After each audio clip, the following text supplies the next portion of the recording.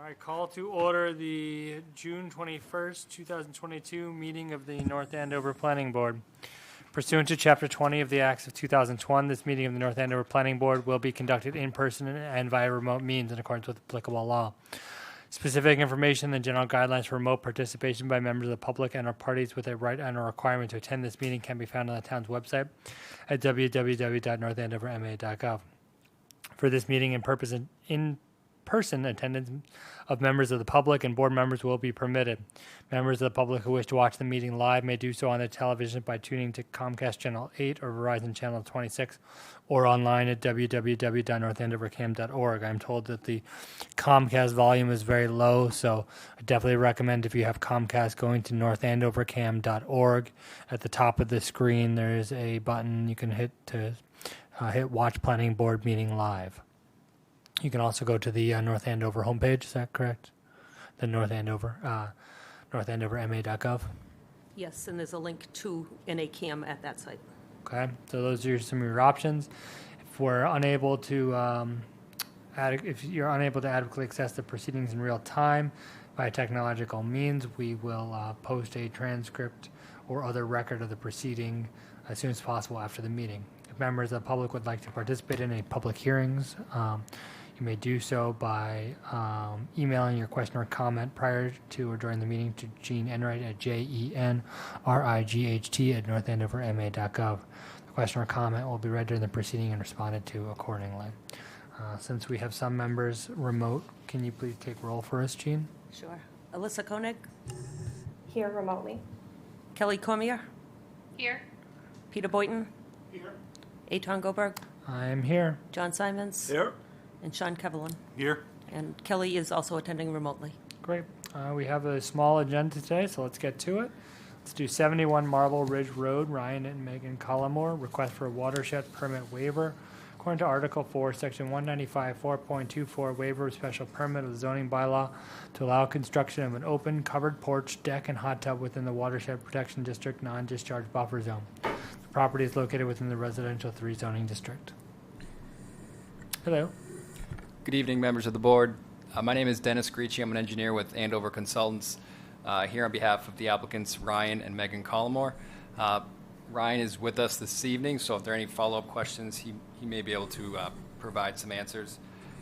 So as the chairman described, we are requesting a waiver from the special permit for the Watershed Protection District.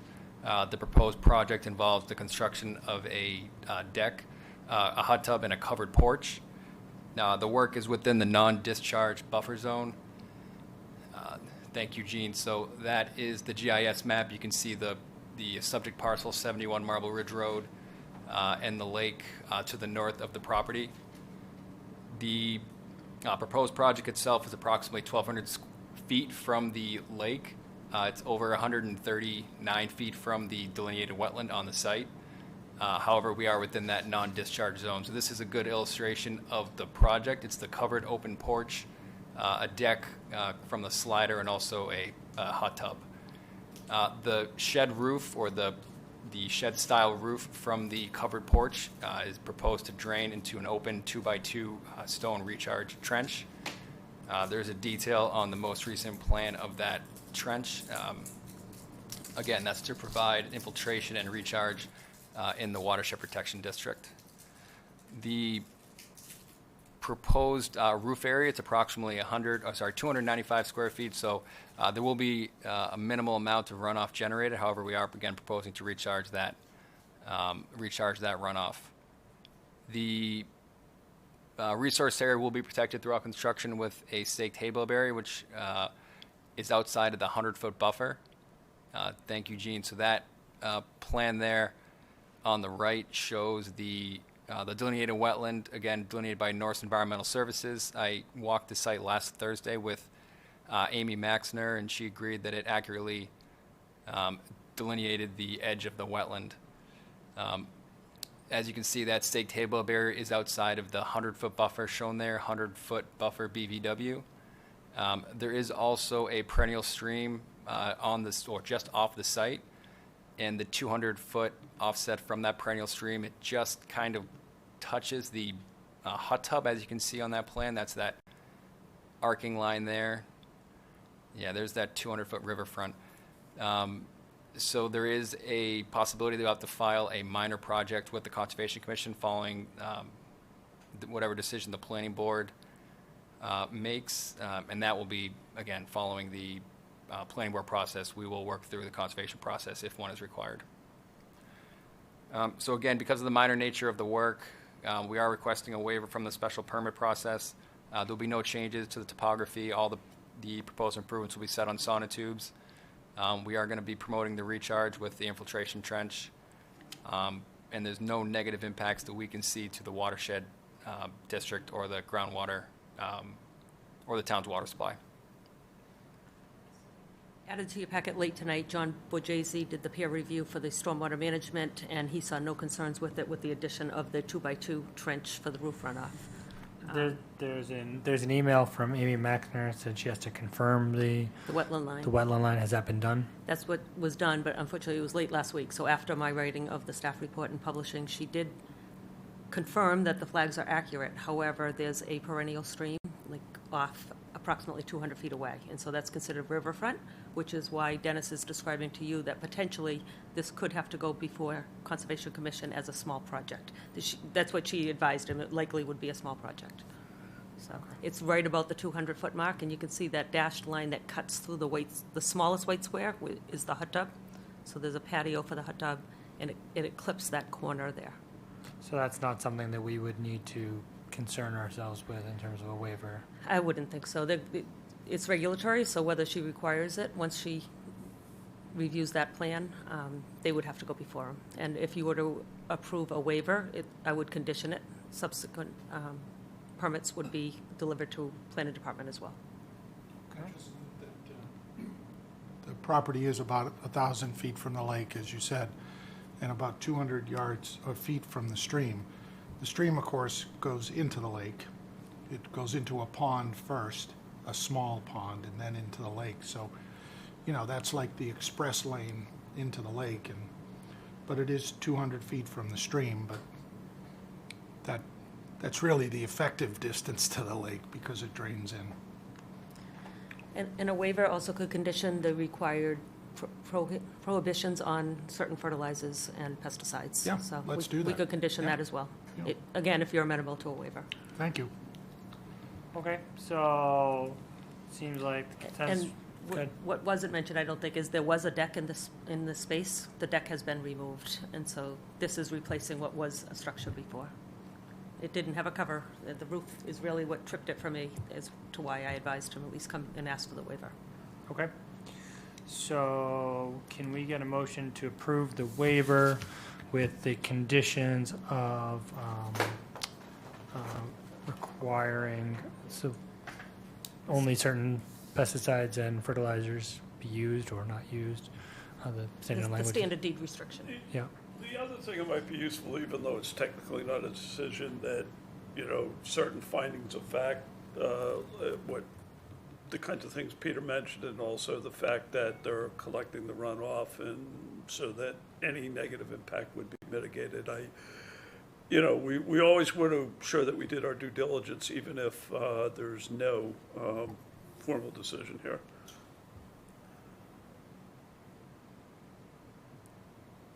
So we'll put in those findings of fact of the that's been signed off by the DPW with the 2x2 infiltration trench, and that there's also a condition that any permits through conservation are obtained. And that she confirmed the accuracy of the wetland flagging. I'll include that as a finding. Okay, so could we get a motion to approve the waiver with those conditions and findings? So moved. Motion made. Second. Second, and all in favor. Kelly? Yes. Alyssa? Yes. John? Yes. Peter? Yes. Yes. It's approved with conditions. Thank you. Okay, so I'll write up a decision, timestamp it in the clerk's office, and get it to you. Okay, thank you. Okay? I'll say, I gotta say hello. PJ, if you're still watching, Papa says hello. All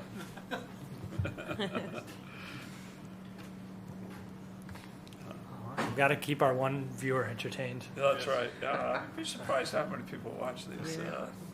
I like to joke. Great. All right, well, now we're getting to the good stuff. Stormwater management and erosion control regulations update.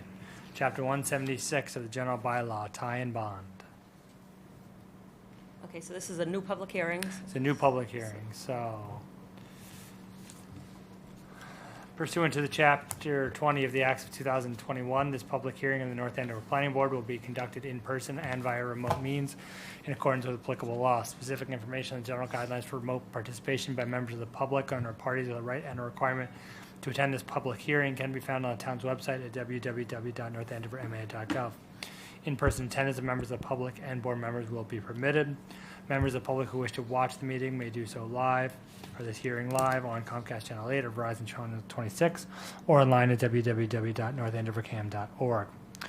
If we are unable to adequately access the proceedings in real time via technological means, we will post a transcript, audio, or video recording or other comprehensive record of proceeding as soon as possible after the meeting. If any member of the public would like to participate in this public hearing but not attend the meeting in person, please email your question or comment prior to or during the meeting to jenright@northandoverma.gov. Question or comment will be read during the proceeding and responded to accordingly. So we're opening this public hearing, and this is a required hearing, correct? Yes. Yes, it's in the current rules and regulations that it would be required if we were going to make amendments. Okay. So our stormwater consultant, Cassandra Levershell, is attending remotely, as well as John Borgese. We've been working on the update of our stormwater regulations to be more in line with the updated EPA stormwater MS4 permit language and to remove redundant language between the North Andover stormwater regulations and the stormwater bylaw. A clean and red line version of the proposed update are included in the meeting packet. The consultant team has added back some of the detailed submittal requirements and design guidelines that are specific to North Andover. So the past you saw previously had stripped out a lot of the verbiage that really was specific when we entered these and not necessarily copied from the EPA permit. The public hearing was advertised and scheduled for acceptance at tonight's meeting. If approved tonight, we can take credit for the update as part of the MS4 permit year 4 requirements. And what happens once, if we approve these, where does it go next? Or is that it? I don't think the select board has to approve these. Cassandra, am I right?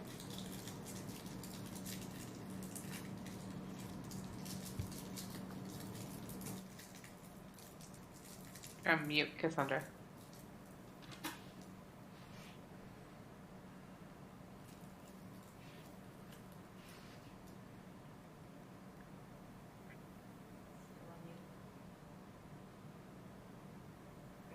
I don't believe the bylaw requires the select board. If it does, we'd have to bring them to them. But otherwise, they just get published on the website and in the town bylaws. So that the code itself, it would reflect an update date as of today. Interesting. So, but it isn't a change to the bylaw? No, we're only changing the regulations, The which you regulations. guys have authority to update I from see. time to time. Okay. But the bylaw itself is not being updated. I see, just the regulations They were incredibly created by the bylaw. redundant, though, like Okay. really, really long because there was so much redundancy. So this kind of streamlines it and makes it a little bit more readable. Okay. So. And apologies for the issues. Are you able to hear me now? Yes. Okay. Sorry about that. But I do agree with everything she said. Okay, so do you want to give us the highlights? I mean, I know we talked about this a little bit at a previous meeting. Sure. So largely we were looking at some model regulations that had been developed as part of a stormwater collaborative last year. My colleague Emily Sherbo may have discussed this with you folks in May, so you should be familiar with that process at this point. But we brought all of that information up to speed for the MS4 permit, and a lot of those revisions were due to the delay in the stormwater handbook being published. Because the 2008 stormwater handbook was less stringent than the 2016 general permit for stormwater. So we added those more stringent requirements into your regulations, and that was the version that you saw in the May meeting. So the only modifications between the May and this version in your packets now are, as Jean mentioned, just to pull in some of those North Andover specific design guidelines and submittal requirements that you have been implementing through the years anyways. Just wanted to make sure we kept those standards in there for you. And I think there was one other modification that you'll see in the track changes to delete a provision for a maintenance fee that we determined should not be in there. Right. So we had also talked about last month potentially coming up with a checklist of those specific design and submittal requirements, but we ended up just adding them back in to keep it more streamlined for the regulations, that everything is in there all at once. Happy to take any specific questions, but let's adjourn. Oh. Can I ask a question of John Borghese?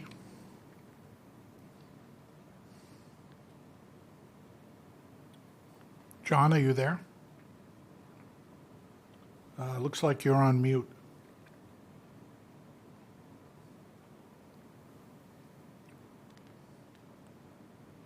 Can you hear me, John? I see sign language. Does that mean you're number one, John, or does it mean wait 1 minute? Take your pick.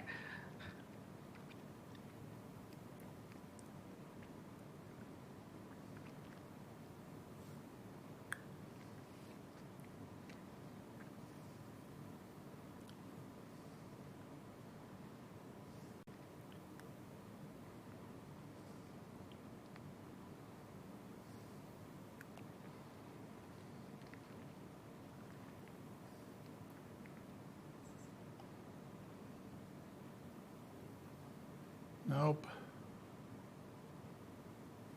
Nope. This first remote meeting. Oh.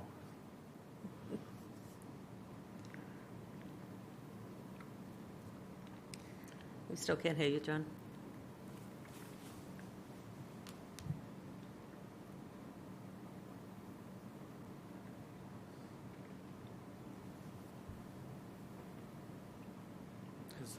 Are you as the host able to mute and unmute? I tried. I couldn't unmute him. Someone else maybe has better powers.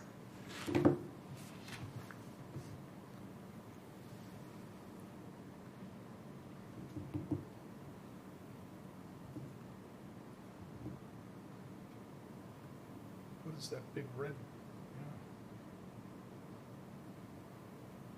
Only John can unmute himself.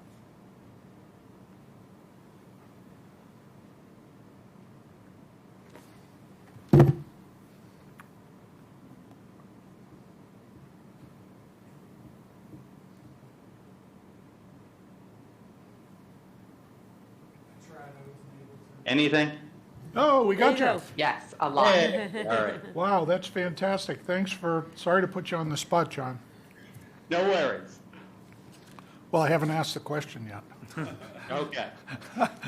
John, so I just wondered if you could offer any perspective on how the item before us, the North Andover Stormwater Management Regulations, how do they relate to the lake as the drinking water supply? And so what I'm doing a lousy job of articulating, John, is Jim recently shared with me the map of all the outfalls into the lake. And there's a bunch of them. I mean, along 133 by Butcher Boy to Ray's Pond, there's probably 8 or 10 drains. And these are stormwater drains from the road and everything else. It just pours into the lake. And those aren't the only ones. They're around the lake. There's quite a few. Pleasant Street, Great Pond. So can you offer us any sort of comments on how these stormwater management regulations affect or impact the lake? For example, are there sort of best management practices to, clean the stormwater drains or to catch silt before it, from the grate before it goes into the lake. And I'm just pulling that out of thin air, John. Are there other types of best management practices that come out of these regs that relate to the stormwater draining into the lake? So short answer is yes. Essentially, with the Mass Stormwater Handbook, although our regulations already had, actually North Andover's had kind of more restrictive requirements than what the old Mass Stormwater Handbook had, which is a good thing, which was one of the reasons we looked at, okay, let's put all that back in, because our former consultant had reviewed those original regulations and she had those in there. I actually really liked them as a design engineer. It's always good to see the list of things you need to meet depending on the community you're working in. That's why I was a big proponent on putting them all back in there also. But specific to stormwater, BMPs, best management practices, the whole MS4 program permit itself is to essentially do exactly what you're asking, Peter, which is we need to start looking at stormwater. We need to start, if necessary, treating it long before it gets to that outfall. Like in this case, you're asking about the Lake of Chickawick. So what is it we can do upstream? So essentially what you indicated, catch basins with at least, 4-foot sumps, annual maintenance, meaning the cleaning of them, making sure that sump, which collects all the sediment and stuff that goes in the bottom, doesn't get above 50% of that capacity. And if it does, then it's cleaned out. So we do have a program, annual, we have a catch basin cleaning truck. We're actually in the process of getting a vac truck also, in which case, our program focuses primarily on the lake watershed, the Merrimack River watershed for our catch basin cleanings.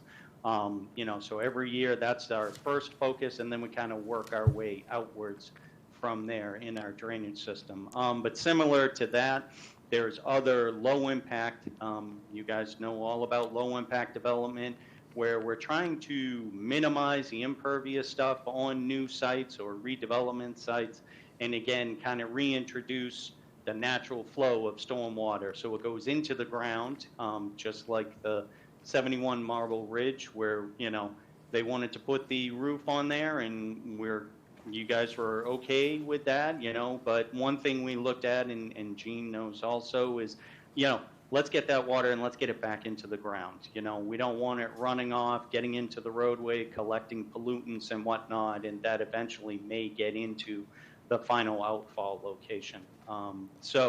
Low impact development, that's key.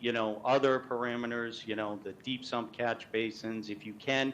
The best thing is to not stick it in a pipe and have it outlet in one place, is to actually let it sheet flow, infiltrate into the ground before it even gets to, say, like the Lake of Chickawick or the Merrimack River. So these regulations, again, it brings us in compliance with the MS4 permit year 4 requirements. And then when the Mass Stormwater Handbook comes out, it will kind of reference those and all of those requirements. But again, like I said, ours, you guys actually had more stringent requirements in your stormwater regulations previous. So I think we're going to be good with what we have, and then referencing the Mass.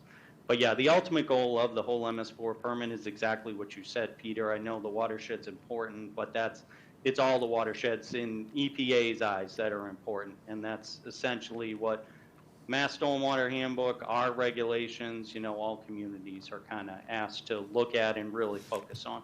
Great. Thanks, John. I really appreciate it. Just to follow up, I think Sure. for you, John, and maybe the consultant, and Gene, and Eitan, maybe you as the chair, we, over the years, have heard from DPW on a number of topics on a somewhat regular basis, whether it's the plan for road repair or other things. And my question is, would it be possible on some reasonable basis to hear from DPW at the planning board on what you're doing with stormwater BMP in the lake watershed. And I know stormwater applies elsewhere, the Merrimack watershed elsewhere, but our interest, I think, as the special permitting authority for the lake watershed is maybe more focused on the lake watershed than elsewhere. So is that something that we could think about over time, is to get an update on what DPW is doing? You've mentioned a couple of those initiatives, John, the vacuum truck and the 4-foot sumps and cleaning them out. And, you know, I'm sure there's other things that are there. Is that something we could get an update from DPW? You know, just a sort of 15, 20 minute, here's the highlights of what's happening around the lake with stormwater? Good idea.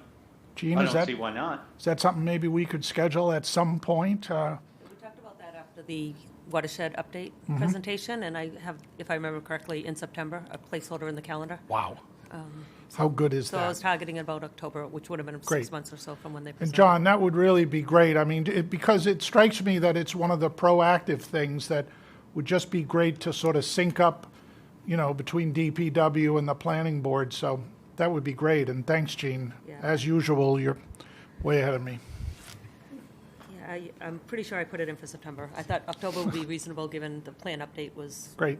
early spring, I guess. Yeah, a good update on, you know, just what's going on and then things that have come up in the past. Like, John, you did a great job speaking at town meeting about the Great Pond Road parcel. So, you know, it'll be 5-6 months from when that happened. It'd be nice to just, hey, what actually happened with that? You know, those kind of things go, if anything. But you did a great job there, and it would just be nice to, just hear from you about what's happening or what's in the works, and just a good update so we can also know if there's anything, you know, do you need us to do anything? Should we be looking at being stricter or looser on some of our, you know, permitting and things like that? So that would be great.